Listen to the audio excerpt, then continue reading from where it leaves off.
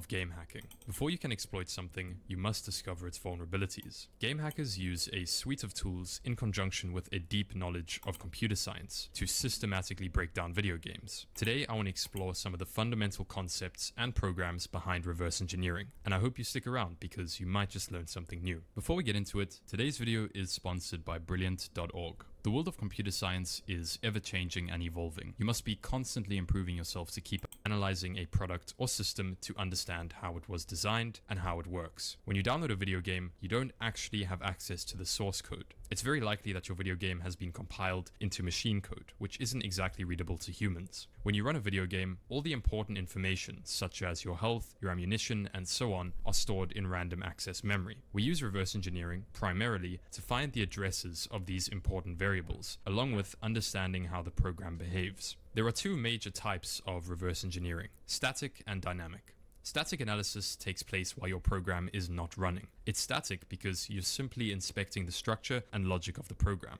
Dynamic analysis takes place while the program is running. We use it to examine the behavior of a program. Reverse engineering techniques are usually used by cybersecurity experts during the exploration of malicious software. Many programmers and game developers also make extensive use of debuggers to test the runtime behavior of their programs. My point is that reverse engineering is used everywhere. And even if you aren't interested in hacking video games, it's still an extremely important skill to acquire for developing high-quality software. Let me say that, just like with programming, there's no simple way to get good at reverse engineering. All you can do is keep trying repeatedly. Your skill is essentially directly proportional to the amount of experience you have. With that being said, there are a few things that will speed up your progress. Having experience with lower-level languages like C or C++ will be extremely beneficial to you. If you're proficient with those languages, it already means that you are familiar with memory in terms of pointers, references, and addresses. Next, taking some time to study assembly code will be absolutely invaluable. Almost every dimension of reverse engineering will have you interacting with assembly code. You don't have to become an assembly professional. You just can't be scared of it when you see it. Most people, including myself, have their first taste of reverse engineering through Cheat Engine. Cheat Engine is a free and open source program that is designed for modifying single-player games. It has a ton of features, including a memory scanner, multiple debuggers, a disassembler, and much more. Cheat Engine is popular because users can create so-called cheat tables, shareable scripts that run within the Cheat Engine environment. Users with little to no programming experience can reverse engineer and implement cheats without having to write code. And furthermore, as I mentioned, they are shareable. You won't really find experienced cheat developers using Cheat Engine for tables though. Rather, you'll find them using Cheat Engine exclusively for the memory scanner and debuggers. In terms of static reverse engineering, you're going to want a dedicated disassembler, and the most popular one is IDA Pro.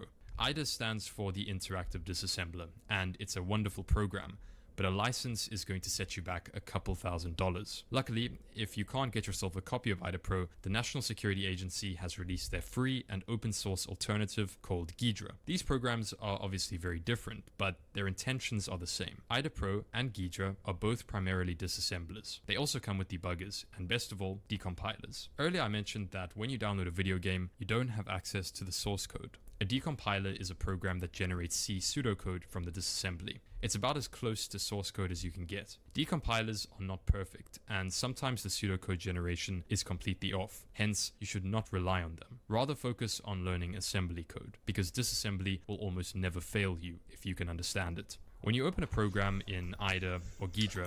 You get any of that?